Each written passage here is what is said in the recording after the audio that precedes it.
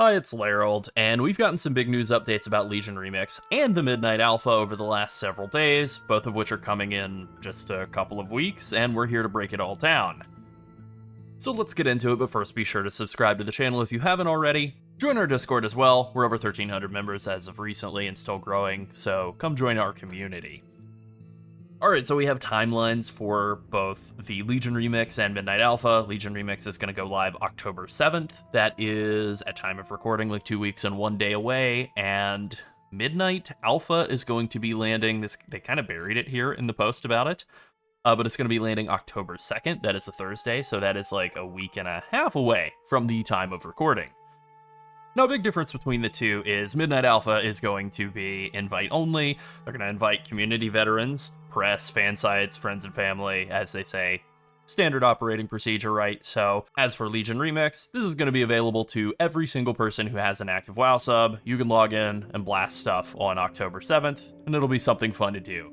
They've also given us a timeline for each of these two events, so even for people who are in the Midnight Alpha, you know, they may only be like 3 or 4 days worth of stuff to really sink your teeth into, and then they're probably still going to want to go ahead and jump into the Legion Remix when it goes live 5 days after that Midnight Alpha. And so they have this nice little infographic here. They also have a whole post, and we'll link both of these more detailed posts in the video description, but let's just kind of take a look at the infographic, because I think it breaks down a lot of this info about what's happening in Legion Remix pretty well. Alright, so Legion Remix. It is building off of the concept of Mop Remix, which was Mists of Pandaria as the entire WoW experience, nothing outside of Pandaria at all. And that's basically what Legion Remix is going to do as well. It's going to be Legion as the only place you can go to the Broken Isles and the various Legion zones and Legion dungeons and so on, but they are building on that. There's going to be Mythic Plus dungeons in there. There's going to be this new Heroic World tier system where you're able to basically turn the difficulty of the entire world up. We're finally getting the thing that I've been making jokes about since Legion, Heroic World quests. That's actually going to happen, and I gotta say, I'm actually very excited about it. It might actually wind up being pretty cool, pretty fun. So if you played Mop Remix, there's going to be a lot of stuff that's familiar, but also a lot of stuff that's different. One of the big things, and it's something they didn't really include in this infographic here, is that bronze, the currency that was used in Mop Remix, both for buying cosmetic items and upgrading gear, is dead. That required millions and millions of monsters being killed to collect all the bronze you required to upgrade your gear and to buy stuff, and it was just like very boring. You just wound up AoE farming frogs for hours and hours. It was just a really awful experience in Mop Remix, and thankfully that's not happening.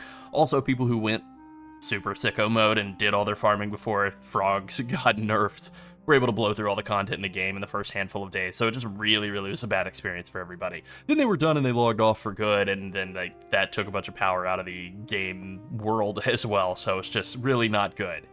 So what they're doing here is they're fixing a lot of the problems that Mop Remix had by kind of making the game a lot more like base WoW, and honestly reintroducing some of the problems that exist in base WoW. For example, there is some time gating here. As you can see, there's the October 7th launch, and then 2 weeks later there will be a big update, and then 2 weeks later another update, and so on, all the way down until December 9th, which will be the final update, and it'll have like a gear catch-up, apparently, which is interesting that this like super fast, fun mechanic is going to need a gear update, or a gear catch-up mechanic. Like, that's maybe a little... You could kind of look at that either way. That might be great. You can just instantly gear up super easily, or it might be a little concerning if there is actually going to be some friction on gearing up from the start. Now, one of the big changes of this event from Mop Remix is that gear upgrades are going to come from doing more difficult content only, not just from farming frogs. This is not a bad thing. It's good, but it does require you to have coordinated groups of other players to run the new time-worn Mythic Keystone dungeons, which are just Mythic Plus, or to do raids, and that's fine. That's the best way to get good gear in regular WoW. So we're not saying it's bad, but it's just exactly the same as regular WoW. Is WoW Remix less remixed than it was in Mop? It does seem to be the case. One thing that is kind of different in Time-Worn Keystone Dungeons that people have figured out that wasn't really talked about by Blizzard in any of the posts here is that every time you complete a Mythic Plus dungeon, every single person in the group will get a piece of gear out of that. You know, they didn't mention it here, but every person gets gear out of the Time-Warped Mythic Plus dungeons as opposed to just 2 or whatever. That's great. That's probably how regular WoW should be, to be honest. Now, importantly, with this time gating of content throughout this event, there isn't time gating of gear. There was time gating of gear in the initial unveiling of Legion Remix, and that's something that Blizzard got a lot of negative feedback on and relented on. So you can, on day one, if you're a lunatic, you can absolutely go farm Mythic Plus like crazy and grind all the way up to 740 item level gear on your character day one, hypothetically. It'll take a lot of grinding, it'll take some friends and some caffeine, but it is possible, and that is something Blizzard did change based on player feedback from PTR testing, because the plan was initially to cap gear with every phase, and people hated that, and they relented, so that's good. Now, Blizzard did also give a small non-update on Legion weapon transmogs as well. They confirmed with this post from Kyvax here that artifact weapon transmogs will be the same as they are in regular WoW right now, but they kind of framed it like it is an update. So just to confirm, there are not going to be any Mage Tower appearances available in Legion Remix. I read this all to Sunset, and she asked, wait, are they just announcing nothing? Correct. This, unfortunately, is nothing. It is confirmation that there's nothing. So unless you haven't gotten appearances on a character yet, in which case you could play a character you didn't play during Legion or haven't gone back and played post-Legion and still unlock all the stuff that's available in regular WoW. But that's it. You can only get the stuff that's currently available. Why is this nothing? Why aren't they bringing back the Mage Tower appearances as something to unlock? We don't know. There really is no reason to keep Mage Tower appearances locked away. They're not new transmog. They're over 10 years old at this point. It was special for a couple of years. It's fine to bring them back now.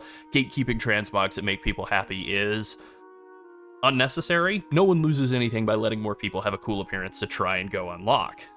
The thing that comes to mind for us is the cool bear form appearance that you get from the Mage Tower. Sunset and I both have it. People often will ask how to get it whenever we make any video about bear druids, and we have to say, you can't now. Sorry. And then they're sad. They were psyched up to go play the game and unlock a cool looking appearance for their character. Now they want to log off. Everyone loses. So that's Legion Remix. It's going to be fast and fun. There should be some good stuff to go back and kind of play around with old Legion. It was a good expansion, and going back to it in a faster, easier to gear up kind of way should be a good time. All right, now let's take a look at this infographic that Blizzard put out for Midnight Alpha, and so they're going to be running the same phase system. Now, they didn't say how long they expect each of these phases to be, and that's probably because they don't know for sure, but the 2 to 3 week cycle seems pretty good. If they can maybe stagger it a bit from the way that the Legion remix is going, that's probably going to be good for their development cycles as well. And then once all of this ends, and we've had a few more weeks after the end of Phase 5 coming out, we'll probably get the beta at that point. And the beta, unlike the alpha, the beta will be available to anybody who buys the deluxe edition of the game, or whatever it's called, deluxe, the turbo pack, you know. That version allows you to have beta access, and then there you go, you'll be able to play the game before it comes out. So we have this 5-phase breakdown, and we noticed some things in here that just kind of stood out as being, like, particularly interesting. So the first thing in Phase 1, Erator is going to have a campaign. Erator is like kind of an important lore character in some of the background of WoW or Warcraft. You know, if you're a big lore nerd, which I don't think either of us really are huge lore nerds, but he's only shown up like a few times, like kind of back for like 5 minutes in Battle for Azeroth, and then like 30 seconds, I think, is like an appearance in Dragonflight and Apparition, and then basically nothing, but it looks like he's actually going to get to have a bit of a role in Midnight, so, you know, that's cool for all the people who are big fans of Erator, or just Blood Elf Paladins in general. Also, there's the Arcantina, which we don't really know what that is. Sounds like a cool new like pub crawl thing, maybe, but I first read that as Argentina, and I thought Lionel Messi. Sunset thought beefsteak, so maybe we can get some Lionel Messi and beefsteak while we're going on a pub crawl. They're also going to be dropping Devourer Demon Hunter, the new Demon Hunter spec in from Phase 1, which means that we're going to be able to play around with that from the very start of the alpha. That's super exciting for both Sunset and myself. We're going to be blasting purple eye beams. You better believe it. There are also going to be class updates in Phase 1, which is great. That means we're going to get the big class updates from the very start. We're going to be able to play around with them, give feedback on them, and really have like more of an understanding of where classes are going to be as we're heading through the whole alpha, rather than Something that's happened a lot in the past is like half of the classes might be updated in phase 4, the start of an alpha, and then you have like Brewmaster Monk or something not even getting like pushed through until basically beta, and kind of having all of that on the same page from the start sounds great. The new UI encounter warning system, this is basically the replacement for a lot of boss mods like DBM and Bigwigs. The kind of built-in version of that is going to be in Phase 3, so hopefully we'll get a bit of time to play around with that as well, get more familiarity with that. Also, we noticed here with the zones, Eversong Woods being in both Phase 1 and Phase 3, being kind of level 80 to 83 and then 83 to 88. It seems like Eversong Woods is maybe going to be like, not 2 zones exactly, but maybe like split into 2 parts, so that was interesting as well. Something that really stood out. Apex talents not coming in until Phase 4 was also interesting. It seems like they're spending more time really trying to cook those up, so we're going to get a lot of class updates, some redesigns, just some reworks of some existing bonuses, and then those Apex talents, the big new things that are going to be really galvanizing what a hero spec's identity is something that's going to come later on, and that's okay, right? You get a bit of a bite of stuff to digest and deal with here, then you get some more content to play around with it as they're iterating upon it, and then we'll get the Apex talents and we'll like really figure out what those are all supposed to feel like and what each hero spec's identity is really supposed to become in the next expansion. Then the praise system is something that we're not getting until Phase 5. All of this Phase 5 stuff content is really going to be like level 90 content, really going to be emphasizing like that max level pre-raid release, pre-season experience by the look of it. And it seems like this means that Prey is only going to be max level content. They hadn't really given us much information about that. It seemed like maybe it would be something you could do throughout the whole campaign, level 80 to 90, but it looks like now maybe it's just for level 90 max level content, that kind of thing. We didn't know whether this would be something you could do while leveling up or not, but it looks like no, you won't. That's okay, and now we know.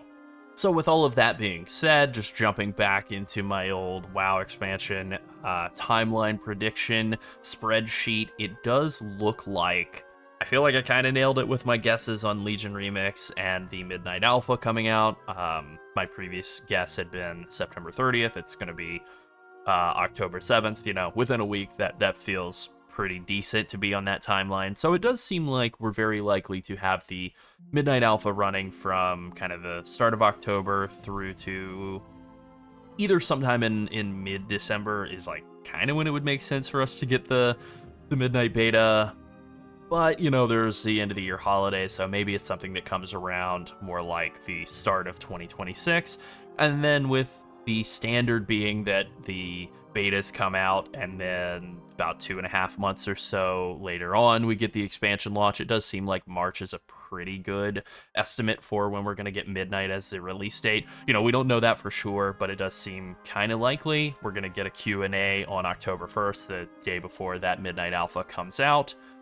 So maybe we'll get an answer on that question when we can kind of reasonably expect to see Midnight actually happen. It's a little surprising that we've had the Midnight, all of this info come out about Midnight. We're now getting the announcement on the Alpha, and we still don't have a release date. Little surprising, so that's our guess. Sometime in March, mid-March maybe.